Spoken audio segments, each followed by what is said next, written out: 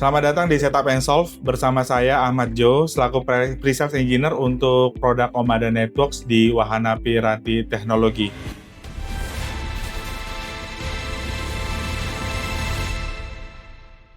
Apakah teman-teman sudah memiliki perangkat layer 3 switch yang digunakan sebagai core switch untuk menggunakan feature DHCP server di core switch tersebut? Bagaimana sih cara konfigurasinya?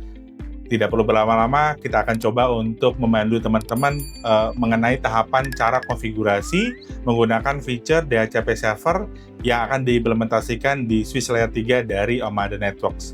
Mari ikuti tahapannya. Pertama-tama, untuk sesi kali ini silakan akses media controller yang teman-teman gunakan. Pada sesi kali ini saya menggunakan appliance hardware dari Omada Networks menggunakan OC200. Dipastikan site konfigurasinya sudah terbentuk, perangkatnya sudah di-adopt, kemudian statusnya sudah connected.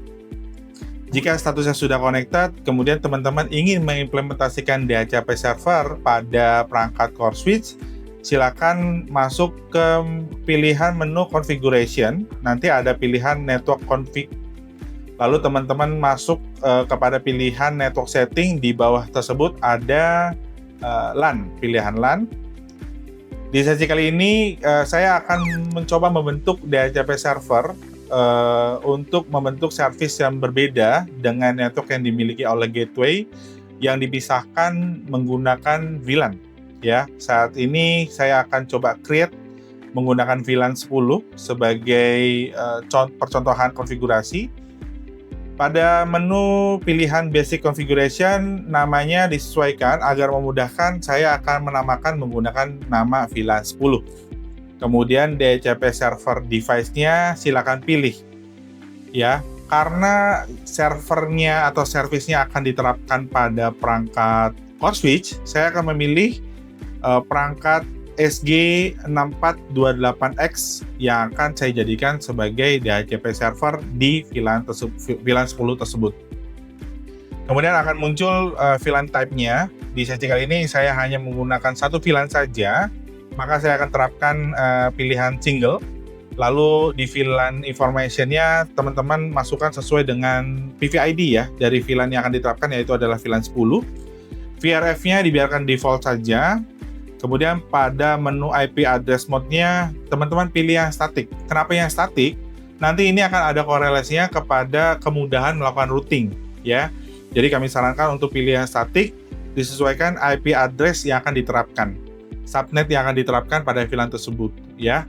Karena saya menggunakan VLAN 10 untuk manajemen administrasi yang lebih mudah, saya akan terapkan subnet di subnet 10, ya, menggunakan IP address 192.168.10.1/24.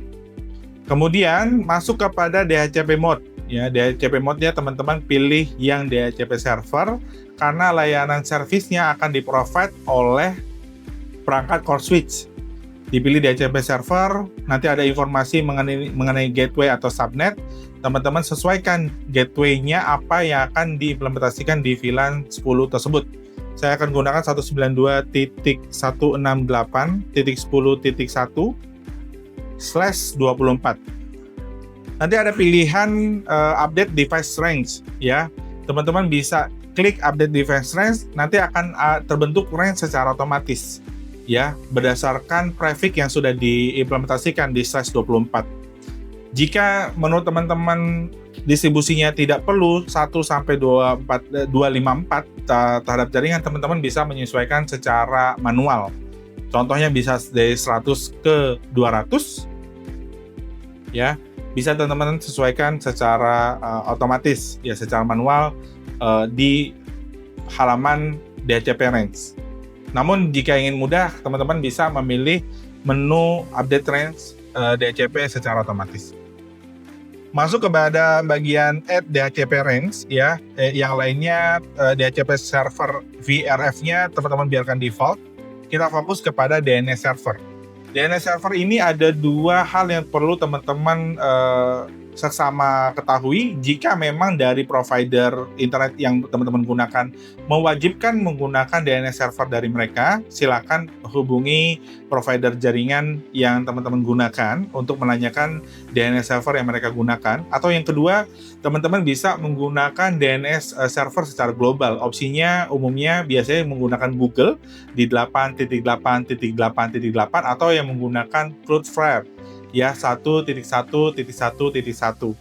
Atau misalnya memang secara jaringan sudah tersedia NAT di atasnya, teman-teman bisa menggunakan gateway ya sebagai DNS server. Nanti kebutuhan DNS server akan ditanyakan kepada IP address dari gateway tersebut.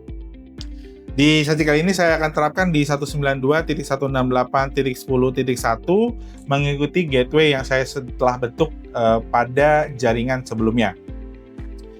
Default gateway-nya kita masukkan 192.168.10.1 yaitu default gateway dari VLAN 10 yang sebelumnya telah kita terapkan. List time ini adalah waktu yang akan diberikan kepada klien untuk mendapatkan IP address dari DHCP service yang telah kita bentuk. Waktu ini bisa disesuaikan dengan kebutuhan teman-teman sesuai dengan kebutuhan pada jaringan atau kebijakan implementasi yang akan teman-teman gunakan. Secara default list time itu bertahan sampai dengan 120 menit. Teman-teman bisa pilih menu advanced setting jika memang ingin ada yang disesuaikan, tapi secara umum tidak perlu ada konfigurasi tambahan. Kalau memang ternyata ada DHCP option, teman-teman bisa masukkan di DHCP option 138.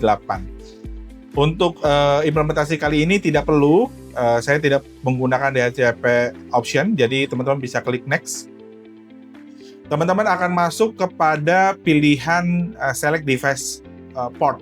Ini apa? Karena kita menggunakan VLAN, jadi kita bisa melakukan tagging terhadap port dari switch yang akan kita implementasi di jaringan tersebut. Jika switch-nya ada 3, nanti akan ada 3 pilihan switch, di mana jaringan ini akan diterapkan pada port-port yang akan kita pilih. Tapi teman-teman bisa langsung manual memilih dan melakukan konfigurasi yang ingin diterapkan. Atau yang kedua adalah teman-teman bisa memilih menu skip. Pada menu skip yang dipilih, konsekuensinya adalah semua port dari switch di jaringan tersebut akan berubah modenya menjadi terang, di mana VLAN 10 ini akan dibawa bersamaan dengan native network yang sudah tersedia. Ya. Nah, pada saat ini untuk konfigurasi saya akan pilih pilihan skip dan menjadikan semua port menjadi port terang. Lalu di sesi terakhir teman-teman akan diinformasikan pada bagian konfirmasi konfigurasi yang sebelumnya sudah kita terapkan. Kita bisa pilih apply. Lalu ada informasi notice, teman-teman bisa pilih got it. Maka konfigurasi akan diterapkan kepada network atau kepada switch yang sudah teman-teman pilih portnya atau yang sudah teman-teman tentukan. DHCP servernya ini akan ditaruh di bagian perangkat switch yang mana. Untuk mengetahui apakah konfigurasi ini sudah berjalan dengan baik, tentunya kita harus melakukan pengujian atau pengetesan. Pengujian dan pengetesan tersebut itu bisa kita lakukan dengan cara konfigurasinya apakah sudah terdeliver dengan baik di perangkat core switch yang sudah kita pilih sebagai DHCP server. Kita bisa pilih core switch tersebut, lalu teman-teman bisa memastikan berulang kali dengan cara mengklik 3 titik yang ada di informasi core switch tersebut, ya. Lalu teman-teman bisa pilih menu force provision. Dia akan memaksa, ya, kemudian diklik force provision, dia akan memaksa konfigurasi yang sebelumnya sudah kita terapkan dikirimkan ulang untuk benar-benar dipastikan bahwa konfigurasinya sudah bisa berjalan dan diterapkan dengan baik pada perangkat tersebut. Nanti statusnya pada jaringan akan berubah dari connected dari perangkat tersebut menjadi provisioning dan kembali akan menjadi configuring dan connected. Kita akan tunggu beberapa saat sampai statusnya berubah menjadi connected. Teman-teman untuk menunggu bisa merefresh berulang. Di pojok kanan atas ada menu refresh page. Nanti statusnya akan berubah menjadi connected. Ketika statusnya sudah berubah menjadi connected, artinya konfigurasi sudah diterapkan di perangkat network tersebut. Untuk melakukan pengujian, kita bisa melakukan pengetesan terhadap switch-nya. Saat ini, seperti yang teman-teman lihat, perangkat end device saya, laptop saya ini terhubung kepada port 5 dari perangkat switch tersebut. Kita masuk pada menu port, ya, di mana mendapatkan IP address 192.168.0.101 dari gateway 192.168.0.1 yang DHCP servernya ini terpusat di gateway router, bukan pada core switch, ya. Bagaimana untuk melakukan pengecekan lanjutan bahwa VLAN 10 dengan DHCP service-nya itu sudah berjalan dengan baik? Kita bisa menggunakan metode pengetesan di port 7. Kita pilih port 7. Seperti yang saya sampaikan sebelumnya, pada dasarnya VLAN 10 sudah didistribusikan ke semua port. Namun, kita bisa merubah native portnya dari VLAN 1, yang mana VLAN 1 ini didistribusikan dari router, menjadi VLAN 10. Caranya, pilih port 7, lalu masuk pada menu edit yang ada di sebelah kanan di port 7. Kita ubah nanti VLAN-nya menjadi VLAN 10 yang sudah kita buat sebelumnya.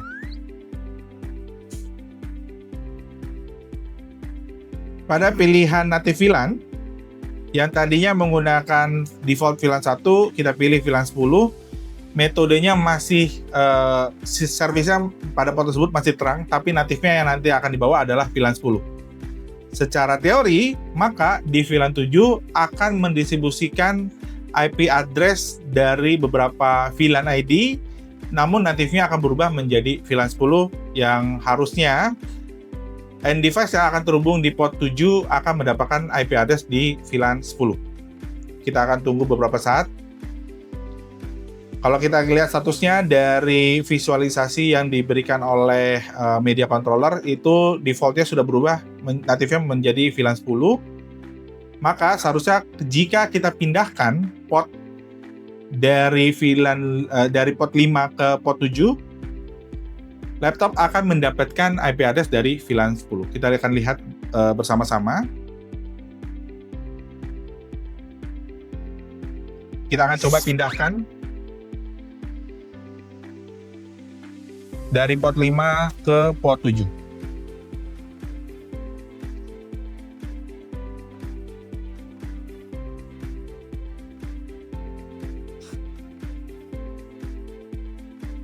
Tahapan pertama yang teman-teman harus ketahui adalah memastikan jaringannya terhubung ke port 7.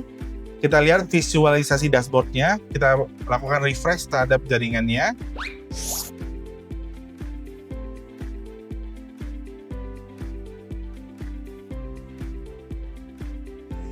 Atau teman-teman bisa masuk ke menu command line, kemudian ketik ipconfig renew.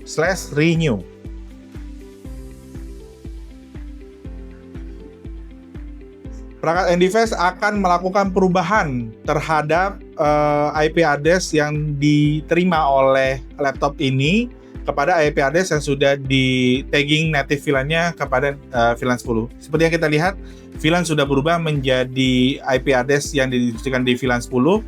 Dan laptop ini mendapatkan IP address di 192.168.10.2. Kita akan lakukan pengecekan pengujian jaringan, melakukan ping terhadap gateway-nya 192.168.10.1.